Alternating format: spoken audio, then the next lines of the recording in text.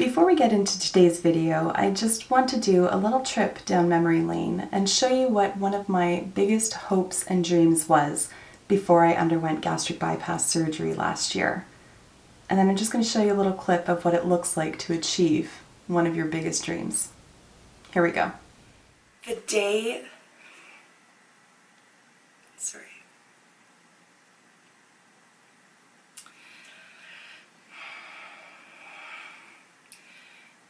day that I can go down a slide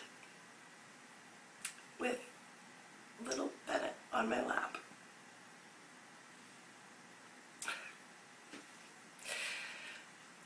That is what I'm looking forward to.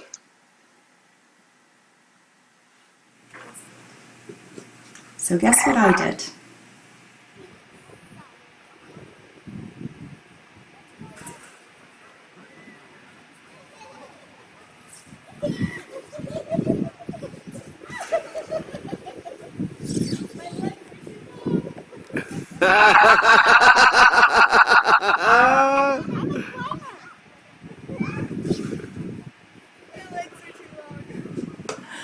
It was far from graceful. That's beside the point. The fact of the matter is, I went down the slide with my son on my lap.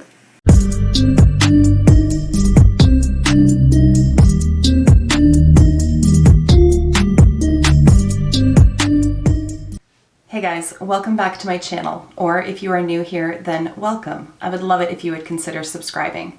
Today, I expect that this video is going to be very lengthy, so get comfortable, get a drink, grab a snack, strap in.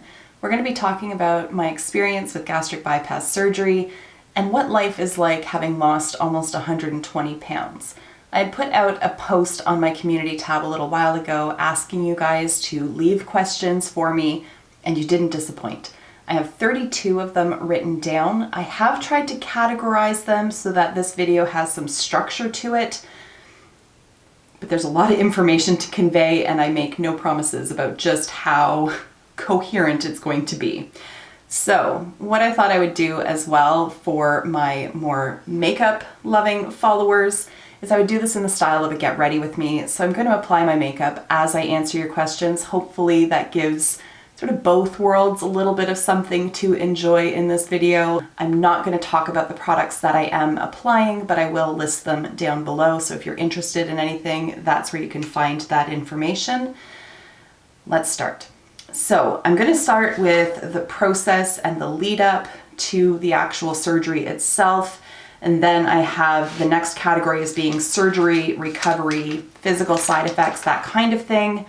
And then there's a category on eating, a category on the emotional side of things, a separate one for physical side of things.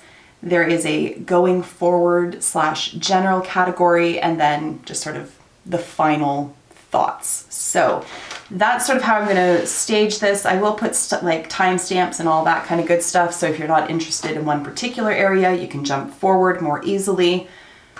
Okay. So the first question that I got is, what is the process to get accepted for surgery? So this is going to depend on where you live. I live in Ontario, Canada. And so we have a program called OHIP, which is basically our universal health care. And OHIP will cover the cost of bariatric surgery so long as you meet certain criteria. And I met that criteria, and my endocrinologist is who referred me to the program. So it's just the bariatric network, I believe it's called. And there are only certain hospitals in certain areas that actually perform this surgery. So the city that I live in, our hospital here does not offer this. It's a very specialized surgery. So the hospital where I had mine done is closer to Toronto, and it was about a 45-minute drive away. So I received the referral from my endocrinologist about, I want to say about a year or so, maybe a year and a half after my son was born. He was born in April 2017, and I think it probably would have been the summer of 2018 is when I was referred. So once you get that referral, then you wait for the center to contact you. And they contacted me probably November of 2019 and scheduled me for a mandatory information session. And the information session, I'm trying to recall, I feel like it was probably a good 2 hours, I believe. And they go through the entire process, they go through the recovery, they talk about what life is like afterwards, what some of the possible side effects are, and the changes, like long-term changes that you need to make, dietary issues, all of that kind of thing. So they talk about everything. And it does scare some people off. And the point is not necessarily to scare people off, but to give you the information so that you can make an informed decision as to whether or not this is the right choice for you. So at the end, you're given a little questionnaire and it asks you, you know, do you want to proceed to the next step? And I said yes. So they take that information, and I think it probably would have been about, I want to say April of 2019 is when I finally heard back from the clinic again. And that was where they had said, okay, well, we have accepted you into the program. And they then set you up with an appointment with the surgeon so that you can meet with the surgeon directly. You meet with a nutritionist, there's an internist. Eventually you meet with a social worker as well. And you also have to go back for additional meetings with the surgeon and whatnot. So I'm trying to remember the exact process because it's been so long now and so much has happened since then. So a few little details may be scattered, but broad strokes, this is sort of how it goes in my province at any rate. So I met with the surgeon and he gives additional information, takes a health background, all of that kind of thing. And then I have an opportunity to ask any questions that I have. And I believe I met with the nurse at that point as well. You have to do like a whole battery of blood work and blood tests, all that kind of thing, just to basically get a baseline for where you're at. And everything went well with that. And then I was referred to the internist. So internal medicine, to me, pretty much all medicine seems internal, but apparently it's a specialist designation. And he's also deals with like sleep apnea. And so I had to undergo a big questionnaire with him about my sleep habits and how I feel during the day, tiredness, all that kind of thing. And of course I'm like, I've been tired for 20 years. So he sent me off for a sleep study. Do not recommend. That was horrible. They basically stick electrodes everywhere. Like there's goop in your hair so that they can glue them into your hair. I had, because I'm more of a mouth breather, or I was at that time for sleep, I not only had like the little oxygen prongs up my nose, but I had like a little prong that went like curled under my lip as well. There's a microphone glued to your neck so they can hear the level of your snoring. There's a camera on the wall. It's just, and then they lie you in a bed, like a really tiny, uncomfortable hospital bed, and they're like, don't move, go to sleep. Like, I don't go to sleep well in the best of times.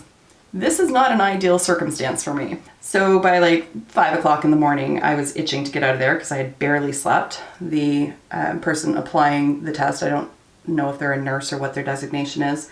They came in, they're like, wow, you didn't really sleep at all, did you? I'm like, does anybody? Really? But as it turns out, I had severe sleep apnea. That was the official diagnosis. Severe. So off I go to get a CPAP machine, and that was horrible. I have talked about this on my channel several times. I really was not a fan. So at any rate, you go through all of that, and you meet with all these specialists, and if all of them sign off and feel that you are a good candidate for the surgery, then, excuse me, your surgery date is booked. And so I met with everybody in July and August of 2019, but I didn't have a surgery date at that point. And then my surgeon's office called me at the very beginning of August and said, just so you know, we've had a cancellation. We can do your surgery on August 30th. So August 30th of 2019, I underwent gastric bypass surgery. I had the RNY procedure done. There is a sleeve, there is RNY. Mine is more invasive than the sleeve. The sleeve is basically they just shave off part of the stomach and then you just have like this long tube, but all of your intestines and everything remain in their original position. With mine, there is an actual bypass of part of the intestinal tract, and then they create a little pouch. So I still have all of my original stomach. It's just part of it is just sort of non-functional at this point. It creates like gastric juices, but it just kind of sits and does its own thing and no food enters it. And then my intestine was reworked and all that. So that's a very simplistic explanation, but that's where it is.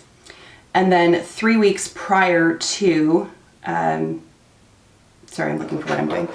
3 weeks prior to my surgery, I had to start a liquid diet. And I have a whole video on that. I have a whole playlist. I'm gonna link it or put it, I probably already put it in a card on this video. But it's called OptiFast, and it's a medically supervised liquid diet. It's comprised of 4 shakes a day. Again, this is gonna depend on where you are. I've heard some people who have gone through this program not only have the shakes, but they have soups and bars and all this kind of thing. For me, I had the choice of vanilla or chocolate shakes, and that was it. And I was allowed to have up to 2 cups of cucumber, lettuce, green pepper, or broccoli, I believe, each day. So not like at each meal, but total for each day. And I was miserable. I cannot understate or overstate just how miserable I was during that. It was a huge shock to the system, and I was not my most graceful self during that time period. Regardless, I got through it and then went forward for surgery. I lost 18 pounds, I believe it was, during that 3-week period of liquid diet. The next question is, did anybody react negatively, and did I tell people? And I'm trying to think back of how many people that I told, because I really didn't have a lot of time between finding out my surgery date and it arriving, about a month. And so I had told people that I was in this process. It wasn't like a huge point of conversation, but I never made it a secret. And I was very lucky. I didn't have anybody react negatively. I didn't have anybody say like, oh, that's the easy way, you're cheating, or anything like that. I had very supportive friends and family. My mother was probably the most concerned for me and would ask like, you know, are you sure that this is what it's going to take? Is there no other option? And I'm like, well, I've been trying for 20 years to lose weight and I've not been successful. So to me, this is what it's going to take. This is the tool that I need. So I felt fully supported going into it, and nobody tried to talk me out of it, and nobody said anything disparaging or anything like that about it. So I was very, very pleased with that. That then moves us into the actual surgery section of this discussion. So the first question is, how bad did it hurt? And I gotta say, it really was not that bad. It really wasn't. I have had 2 C-sections, and those were harder to recover from than this was. It is a laparoscopic surgery, so although it is very invasive, and although there's a lot internally that goes on, from an actual physical standpoint, from the outside, it's really not that bad. I had 5 little tiny incisions, nothing major. They just use little like steri strips to hold them together afterwards. So I didn't have any stitches, I didn't have staples, I didn't have to go back to have anything removed. It was just, I've got 5 little tiny scars now. One of them like looks like the tip of a pen, like it's very, very small. So there was a lot of like gas discomfort, and that's, you know, if you're looking into doing this surgery and you go to any forums, you're going to hear people talk about the gas all the time and walk, walk, walk. And it's so true, because movement is what gets all that gas moving, and it's highly unpleasant. Like, take a very trusted person with you, because it's highly unpleasant. But with every little bit of gas that you release, you feel infinitely better. So walk, be sure to walk. The next question asks if I suffer from heartburn, and I don't. That can be an issue, and that is like one of the deciding factors that people have to consider if they're going for the sleeve versus the RNY, the Roux-en-X, I think it's called, is whether or not they have like a reflux issue. And I've never had that, with the exception of being pregnant with my son. Oh, I felt like a dragon. Next question is, do I supplement vitamin B? Yes, I supplement a lot of things. So part of that information session is learning what supplements you're going to need to take for the rest of your life. So there's calcium, vitamin D, vitamin B, multivitamin. So I take a prenatal every day because it has extra iron in it. I do supplement iron as well. And I feel like I'm missing one. I just can't remember what it is. The next question, did I suffer hair loss? Yes, I did. You would never be able to tell because I have incredibly thick hair to begin with, but I would say I've lost at least a quarter of my hair, I would say. It took a few months. I want to say it was maybe around the 5 or 6 month mark. Around the 5 or 6 month mark that it really started, and it was handfuls, like handfuls. I had one of those like hair catchers. I'm looking for my brow product. I had one of those hair catchers in my drain in my tub, and then I would end up like ankle deep in water because it was so clogged with hair that the water couldn't get down. And it did eventually slow down. Like I still do lose hair, but not nearly to that same degree. So I want to say, I would say at least 4, maybe 5 months solid of like alarming hair loss. And then it slowed down. And nobody asked the question, but I'll fill this in as well. I am cold almost all the time now. I was perpetually hot before, and now once I get cold, I have a very hard time warming up. And also, I totally forgot to mention at the very beginning, for anybody who's new, I started off at 316 pounds. Today I weigh 197, so almost 120 pounds lost. There's a before and after. Okay. So then the next person asks, what are things/habits to avoid? And so there's some of the obvious. So there's mindless eating and that kind of thing. And you really do have to relearn how to eat after the surgery because you don't just have it and then go back to eating solid food. You are on liquids for a few days, and then you're on soft foods, and then you're on minced foods, and like it's just, there's a whole progression. And again, it differs for every clinic, but for mine, it was very regimented in terms of what you could introduce back into your diet and at what time and all of that kind of thing. And I did not want to mess around with that, so I did not take any chances with it.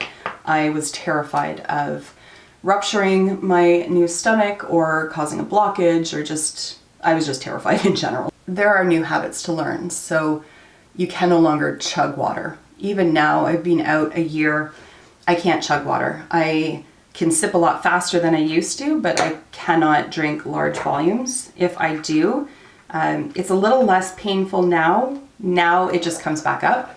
But what used to happen is I would drink too fast, and then it felt all of a sudden like a stabbing pain, like it would just cut right through me. So you learn pretty quickly. Same with eating. You want to eat really slowly because if you eat too quickly, it just comes back up and it just does not feel good at all. I don't really know that I'm giving a great answer to that question, but it's just relearning how your body now handles things and going from there, and your specific surgeon will tell you what is permissible and what isn't based on their own recommendations. The next question is, do I have sagging skin? And not really. Not really. You would think after losing 120 pounds that I would, but I really don't have any major issues. My boobs have definitely deflated. So I was at an H cup edging towards an I cup, and I can now wear a double D. So there's been a lot of volume lost. I would love to have them like lifted up and put into place and tightened up a bit. But in terms of my stomach and all that, like I can't like grab my skin and pull it or anything like that. Like this is just leftover fat here, but like I don't have a lot of excess skin. My stomach really doesn't, like it's not really showing. There's some on my inner thigh that I would like to get rid of, but it's not a big enough deal for me to really be all that concerned about it. So we'll see. I'm not at the end of my journey. There's still another ideally 40-ish pounds. It's always a moving target because really At this point now, it's not about a specific number for me. It truly isn't. I have numbers in mind of where I'd like to end up, but I'm happy where I am, to be honest. I mean, there's more I'd like to do, but if I never lose another pound, I still feel 15 years younger than I did, and my health has improved so much that the number doesn't really matter anymore. But all that to say, if I do lose another 30, 40 pounds, maybe my skin's going to look different at that point. I'm not necessarily opposed to having excess skin removal surgery, but at this point, I really don't see the need for it, personally. I'm very grateful for that. And I think just remaining active after the surgery, or becoming active after the surgery more appropriately, I think that has made a huge difference, because I've been gaining muscle mass and all that kind of thing all along. And I think that that has really helped with reducing the amount of loose skin that I could otherwise have.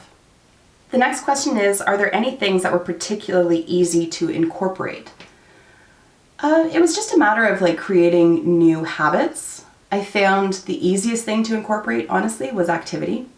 I started off walking, not very far and not for long distance, and not for a long time, but just walking around my townhouse complex, and then walking to the lights down the street and back, and then going out to conservation areas and walking for maybe half an hour out there.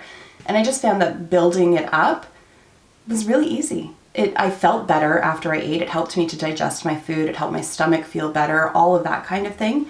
And then it just became a habit. And then in April of this year, I took up running. I decided to do a Learn to Run program where you train for a 5K race, you train to run 5K, not necessarily to race, but to run 5K. And I really, really enjoyed that program. And I then began training for a 10K. I haven't achieved that yet, but I've just found that becoming more active has been very easy to incorporate, especially as the weight comes down, because it was very painful to walk before, to be on my feet for long periods of time before, and I just didn't do it because it was so difficult. It's just a matter of making new habits. I now look forward to eating salads in the same way that I used to look forward to eating pizza, and I'm not kidding, and I'm not exaggerating with that. I am shocked to hear myself say that, because I always wanted to be that person, but never thought they actually existed.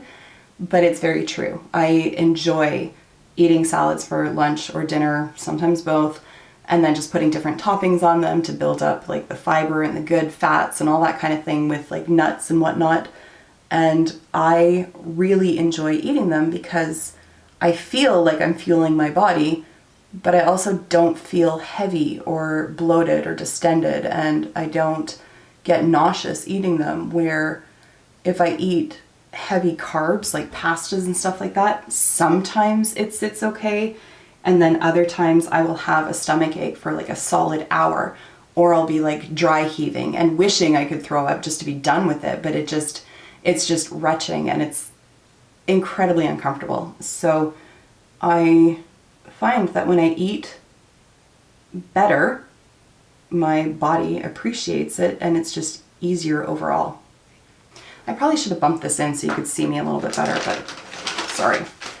There we go. Sorry about that. I should have done that earlier. Anyways, now we're moving on to eating. So we've kind of touched on it, but now we're going to get deep dive into it. So the question is, how has my diet changed? And it's changed significantly. I can definitely say that. I used to live on pizza, full bag of family-sized potato chips, burgers, foot-long subs at Subway, pasta, basically all the comfort foods that I could get, I would go for. Breakfast, I would eat 2 sausage McMuffins and drink a large double, so 2 cream, 2 sugar coffee. And just eat whatever I wanted. Whatever that would give me comfort in that moment, I would eat. And then I would wake up regretting it and saying, today you're going to do better, and then it would all fall apart. So that was kind of my diet, was just eating whatever the hell I wanted whenever I wanted it. And now I eat much more mindfully, and much more balanced. So I'm not going to say that I never eat bad foods. Like yesterday we went for a family drive and we did the drive-through at KFC. So I got one of their chicken burgers. But for dinner I ate salad. So it kind of balances it out, and that's where I now use the term sometimes foods rather than bad foods or junk food. It just kind of takes that negativity away from it and sort of gives me permission to just eat and then move on from it. And so in that way, it doesn't like rule my life and my thinking. And it's just so much more freedom. For breakfast now, I typically just have my protein coffee. I've talked about this before. It's a protein coffee, so it has like 20 grams of protein in it. And then I mix half of a Premier protein drink into it. So I get about 35 grams of protein in that way. Very little sugar, very few calories. I will sometimes I get these like little kits where there's like dried cranberries, almonds, and little cubed pieces of cheese. I'll eat that for breakfast, and that will fill me right through until lunch. Lunch, I will have usually a salad. If not a salad, I'll get like a kid-sized burrito or something like that and load it with black beans, quinoa, brown rice, veggies. Usually I do like the pulled pork. I'll have corn on it, pickled red onions, that kind of thing. Salads, I'll have like spring mix, and then I put nuts and cheese and stuff like that on top. Dinner is always a bit more like hit or miss, so sometimes I just fend for myself and just eat like a leftover of whatever, or we make like chicken and whatever, chicken and corn or chicken and broccoli or something like that. I'm trying to think of like what a typical dinner for us is, but it changes all the time. I'm big on like omelets and stuff like that now as well. So I eat a lot more balanced, and I'm a lot more mindful of what I eat. Okay, do I measure my food? No, I don't. I use saucers, and I use like the kids' little plastic bowls. I don't really use the full-size bowls that we have unless I'm eating salad, because I just take handfuls of lettuce. I rarely use a full dinner plate anymore, so that kind of helps with the portion control in and of itself, but I don't weigh my food, I don't measure it. I've talked to my nutritionist about that, about whether I should be tracking. That's the next question, is whether I use a food tracking app. And my nutritionist just says, if you feel like you're not getting the progress that you want, go to those kind of things, and that can make a difference, even if you just do it for a couple of weeks, just to see where you might be stumbling and all that kind of thing, or where you can make some changes. But because my progress has been steady throughout the last year, I haven't done that. For me, that works. Other people are going to want to do that or going to need to do that, but for me, luckily, I haven't had to. It's just one less thing for me to have to worry about in a day, frankly. And then the next question under the eating category, or the last question, is do I drink carbonated beverages? And much to the dismay of my nutritionist, I do. Not all the time. And I'll buy like the mini cans, like the little, here I have an empty one here. Oh, it's not empty. Ooh, I gotta throw that out. Like the little mini ones. This one has 222 mils in it, so just less than a cup. And I get Diet Coke or Coke Zero. And then as you can see, like that one still has, I don't know how long it's been sitting there. That's really bad. I don't always finish them, to be honest. I wouldn't say that I drink it a lot or all the time, but I haven't completely nixed it from my diet. So then we move on to like the emotional side of things. And one of the questions is, does society treat me differently? And so, I mean, there's a yes and a no to this, because at the end of the day, I'm still 197 pounds. So it's not like I'm rocking a supermodel's body at this point. I look one heck of a lot better, in my opinion, than I did, and certainly look a lot healthier with muscle definition and all that kind of thing. But anybody who doesn't know the before, they may still judge me based on my current state. But I will say I have received some catcalls. Why do people do that? I don't understand. Like, I'm walking the dog. It's like whatever time on a Saturday morning, and this guy in a pickup truck is leaning out his window whistling at me. Sir, why are you doing this? What possible interaction do you think we're gonna have? Like, just thank you, but also manners. You know what I mean? Like, it's a weird situation. So what I will say though is that in my YouTube life, whenever I've done videos in the past, so before surgery, where I have taken on like a controversial topic. For example, sorry, I'm trying to find a fan. For example, I did a video ages ago about Kat Von D and her stance on vaccinations. And some of the responses that I received from that were, "You're too fat to have an opinion on this, worry about your own health, not other people's." And that has been said a couple of times in terms of, you're too fat to have an opinion, which I don't understand how intelligence and fat are sort of equated like that, but there it is. That's society for you. Now though, I did a recent video on the Jeffree Star palette that he put out, and some of the comments that I was receiving in there were, "You're too old to have an opinion." So I've gone from being too fat to too old. There's no pleasing. So there's that, I guess, for whatever that is worth. But for the most part, I mean, I haven't received any negativity. I haven't really received like a huge, like, people fawning all over me and being like, "Oh my God, you're the epitome of beauty." Like, that hasn't happened. That's not going to happen. And that's completely fine with me. Okay. What emotional ups and downs have I had? Well, I talked about this at a very early sort of check-in after my surgery, maybe like the 1 week mark. I had intense buyer's remorse, like intense buyer's remorse about 2 days after surgery, where I was in a rage with myself. I was like, how did it get to the point where you needed to do this? How is this your life? And I was furious that I wasn't able to accomplish this without undergoing surgery. And I was bitter about people who were able to do so, and I was embarrassed, and I just was in a very dark place. But thankfully, that didn't last very long. And it is something that I warn people about, that reach out to me and say that they're going to be going through the surgery and what should they look out for, because I think it's a very natural reaction to have, where you're just like, what did I just do? Especially when you're, injecting your own stomach with medication, which you have to do for a few days after surgery, or at least I did. And you're sitting there, struggling to eat like an ounce of cottage cheese. Like, it's a huge change right after. It's a huge change.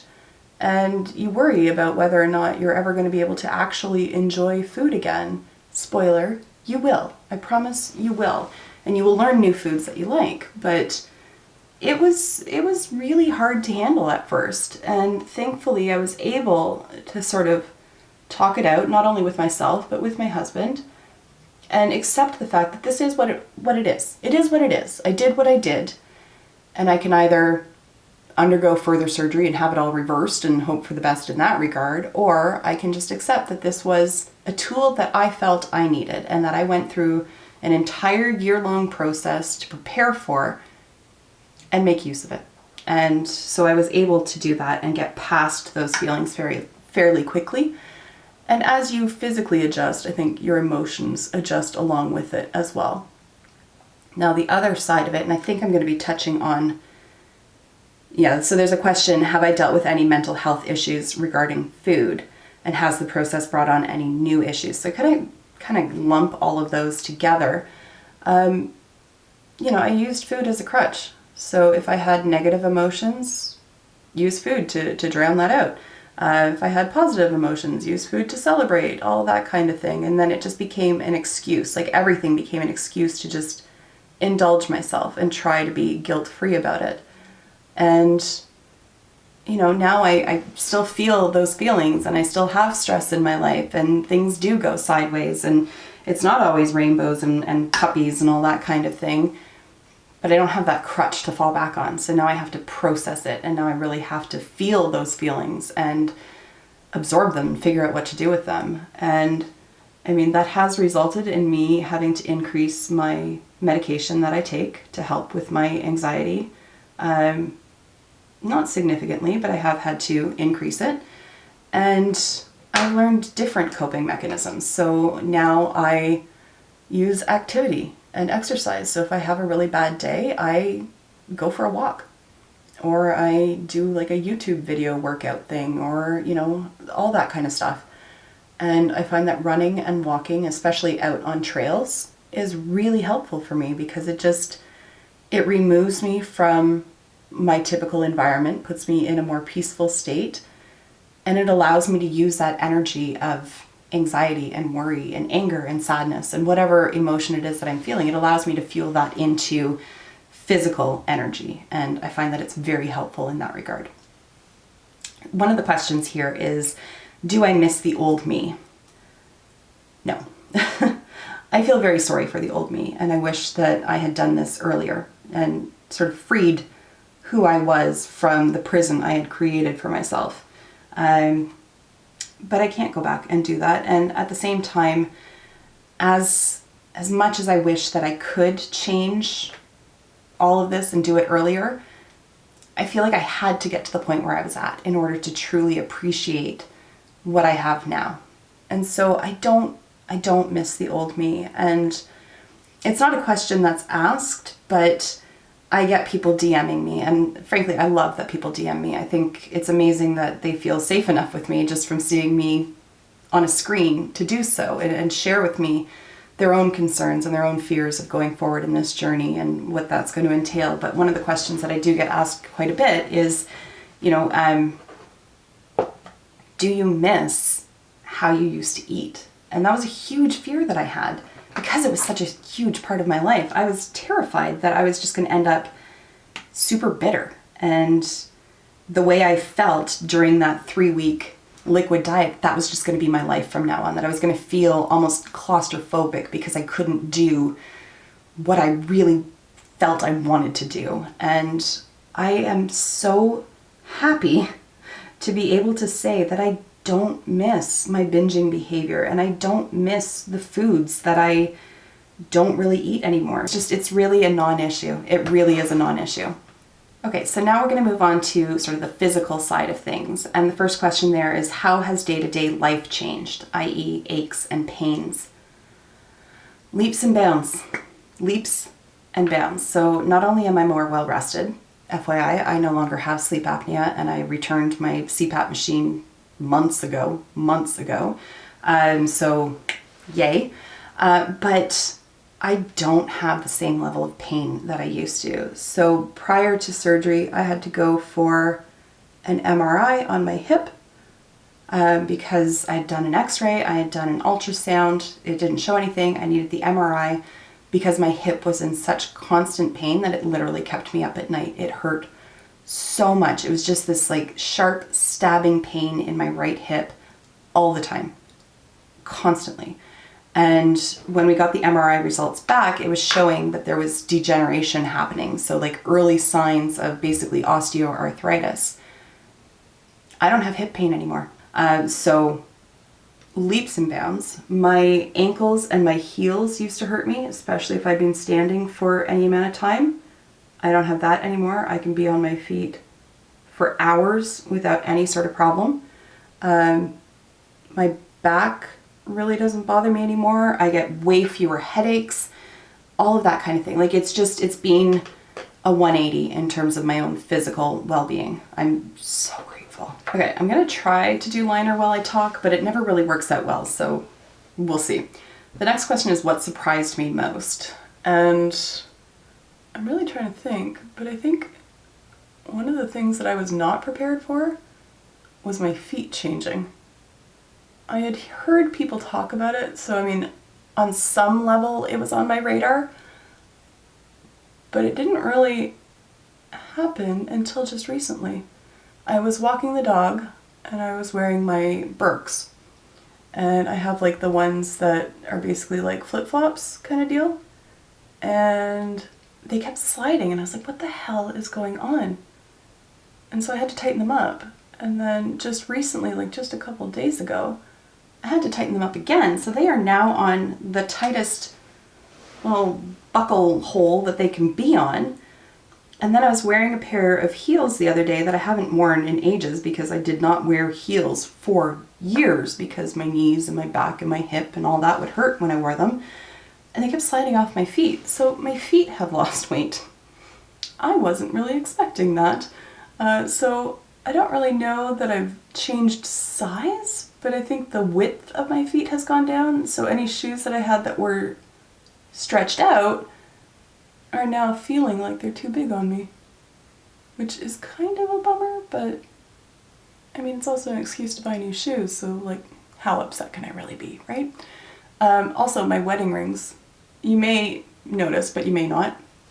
I now wear them on my right hand because they're way too big for my left hand, and I have to get them sized, but I want to wait a few more months before I do that, so I now wear my rings on my right, and even at that, when I wash my face at night, I have to take them off because they're so loose that I'm terrified they're going to go down the drain. And then the last question in physical, I had 2 people ask this and they're like, I don't know how personally you want to get, but how's the sex now? So let's get into it because I'm an open book. We're not going to get into graphic detail, but strap in, here we go. So a year ago, prior to surgery, I basically never wanted to have sex. And it had nothing to do with my husband. It had everything to do with how I felt about myself. I didn't want to see myself naked. I didn't want to touch my own body, let alone have my husband touch me. Keep in mind, we've been together at this point over 17 years, so it's not like we hadn't seen each other in the worst of times. We've been through everything together. He knows me inside and out, all of that. But I was just like, you have to think I'm gross. Like, you have to, because I do. And I do so intensely that I thought at times that he was just fucking with me, basically, by wanting me, if that makes sense. So I won't say that it was like an immediate progression towards like, hey, let's get it on, but vast improvement. Vast improvement. If you follow me on Instagram, you will have seen some of my sexier pics, if you will, that I have posted over there, and it's because I fucking dig myself. If I can say that. It's not that my body is perfection. It's not. That's not the standard that I'm really going for. But I feel strong. I fucking love my legs now because I have so much muscle definition, so much strength in them from the running. I'm working on arms and all that kind of thing now. And I just feel so much better. And there's so much more creativity to be had. Oh, I got mascara on the end of my nose. Son of a bitch. Because prior to, even missionary was difficult. Lying on my back without somebody on top of me was difficult. Because all the weight would come up. And then sleep apnea, I could barely breathe. So it was side or stomach only. That's just how it went. And I didn't want to get creative with any of that because I couldn't. You'd feel your own body moving around and it turned me off. I hated my body. I hated feeling like that. So I'm gonna bump it out. I feel a little vulnerable speaking this close up about this. But now, I'm not going to get into graphic details, like I said, but I think we're doing pretty damn good. I think we're doing really good. All right. So then we're going to move forward into sort of the going forward / miscellaneous category. And one of the questions there is, what is my plan to handle slower weight loss? Because it has certainly slowed down. So where I might have been losing, 20 pounds a month, 15 pounds a month at the beginning, I now lose maybe 4 pounds a month. And in the past, that would have freaked me right out. I would have basically gotten so frustrated and disappointed that I would have given up. And here's what I say to anybody who's trying to lose weight, whether you're doing gastric bypass or not. When you're faced with those plateaus, when you're faced with slower than expected or slower than desired progress, you have 2 choices. You can quit or you can continue. If you quit, you're never going to progress. If you continue, you will.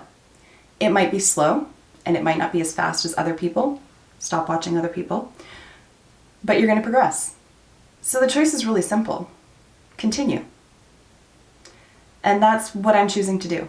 So while my weight loss has definitely slowed down, I have a scale that not only tells me my weight, but it also tells me my bone density and my protein content and my water content and my fat content and all that kind of thing.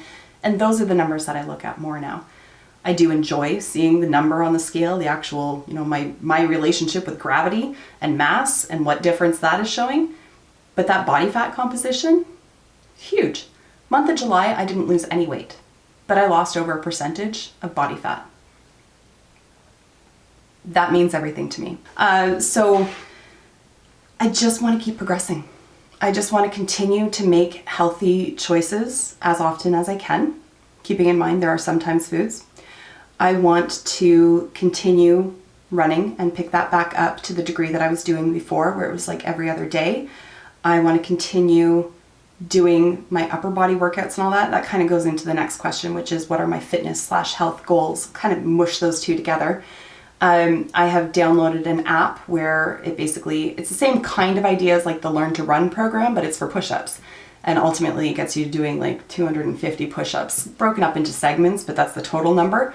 And I don't know that I really want to get that far. I'd like to be able to get to 100, but as of now, I'm at like 83. It's broken up into 5 different segments, but I can do 83 push-ups. That's incredible. They're modified. I go on my knees. I'm okay with that because I'm starting to develop, you can't see it, but like muscle in here, the bicep muscles are showing, like everything is starting to get a little bit more sculpted, and that's what I want. I want to be strong. I don't want a bodybuilder's body. That's not an aesthetic that I desire, but I want to be lean and strong. The last question in this category is, how do I get back on track? And I haven't really felt like I've fallen completely off the wagon along this way, and that's the whole point of this tool that I had in the surgery. But when I do find that I'm snacking more than I want to, or eating sometimes foods more frequently than sometimes, I really just kind of take a step back to see where I started. And I'll look at old videos of myself and I will listen to myself talk at that point. And I'll listen to videos of me talking about that and the differences that I've come to. And I just use that as my why. Like, why am I doing this? Why do I want to stay committed to this? Why do I want to make my health a priority? And I look at how much better I feel, how much more active I am, and what that means for my kids and my husband as well. And I use that as motivation. So it's not just, well, I want to wear this mini skirt. I mean, that's part of it. I'm not going to lie, it's part of it. But it's not my sole motivation. The number on the back of my shirt is not the sole motivation. And I don't think it should be, or else you get too tied into the physical. And it's so much more encompassing than that. You really do need to incorporate the mental side of it as well, and the emotional side. And so that's what I try to focus on, and just recenter myself, kind of go back to basics and just start fresh and forgive myself. It's easier said than done, but I'm finding it easier and easier the more I do it. So then the last question, which I think is a very important question, is it the easy way out? And so, I mean, I've seen the comments, I've received comments where people are like, yeah, well, you took the easy way, so good luck with that. And I think anybody who's gone through the surgery knows definitively that it is not easy. There is nothing easy about it. But it's not for me to convince anybody of whether or not it's easy. People who judge me or other people who have had this surgery for taking the easy way out, there is no convincing them. They've probably never struggled with a weight loss issue in their life, and they don't know all that's entailed with what leads you up to that point of considering such a drastic surgery. And that's fine. That's fine. Their opinion of me is really inconsequential because I know what I went through. I know what I continue to go through. I know the issues that I have, and I know the issues that have resolved because of my decision to have this surgery. There are certain aspects that have made my life easier. I physically can't eat the volume that I used to. If I continue to increase my sizes, I can stretch my stomach out and get back to that. I'm very aware of that, and I'm terrified of that happening, so I do not allow myself to do that. I eat to the point where I am full and I stop. Whether there's food left on my plate or not, I stop because I'm terrified of stretching my stomach out. I think the fact that I have physical reactions to certain foods now, and therefore just they're not even really on my radar. Pizza, to be honest, I enjoy it, but I only enjoy like a slice or two, like I said. That has made all the other effort that much easier. The fact that I lost a rapid amount of weight loss at the beginning, which allowed me to become more physical, made life easier. But the process in and of itself is not easy. The surgery is not easy. The 3 weeks of liquid diet leading up to it, which again can vary for people, but for me, 3 weeks of liquid diet was anything but easy. I am still just so proud of myself that I got through that. I mean, there were days where I'm like, fuck it, I'm just not, I give up, I can't do this. And thankfully I had supportive friends and my husband, and I had that goddamn CPAP mask, which I hated with such a passion. But every time I looked at it, I was like, yeah, I can do one more shake. I can do this because I don't want that in my life. So yes, there are aspects of it that do make losing weight easier. That is the point of the surgery. But in my eyes, it's not the easy way out because you are giving up a lot in order to gain that. So yes and no, I suppose. But I think regardless of how people lose their weight, we shouldn't be judging them for it. And side note, one of the things that really does frustrate me, especially on like online forums for bariatric patients, is sort of an infighting between those who had the sleeve versus those who had the R&Y, and one feels it's better than the other, and this one feels that they, you know, did a less drastic one than, like, and it's like, why are we fighting about this? We all had issues. We all underwent surgery because we had issues and because we needed a tool in order to help us lose weight. So why are we fighting about this? Who cares? You had a sleeve. That worked best for you. You decided that in conjunction with your surgeon. You had R&Y. Again, you spoke with your surgeon and that was the best option for you. Why the hell are we judging each other for this? But at any rate, however somebody ends up losing weight, we shouldn't be judging them. We should be supporting them. We should be cheering them on. And I just think there are better things to judge people about than whether or not they've had weight loss surgery, to be perfectly frank. Anyways, on that note, this I'm sure has been a beast of a video. I hope that you have found it interesting and helpful. If you are on this journey, if you are considering it, please feel free to either email me or reach out by DM on Twitter or Instagram. All of my contact information is listed in the description box down below. I'm happy to answer questions. People always say, oh, I'm so sorry to bother you, and it's not a bother at all. I've gone through this, and I could not have gone through this process if I didn't have friends who had gone through it, who were willing to share their experience with me as well. And if you don't have a friend who's been through this, I'm happy to step into that role and answer any questions that you have, so feel free. But with all of that being said, it's now time to wrap this video up. Thank you so much for taking the time to watch, and I will see you in my next video. Until then, just be a decent human being. Bye for now.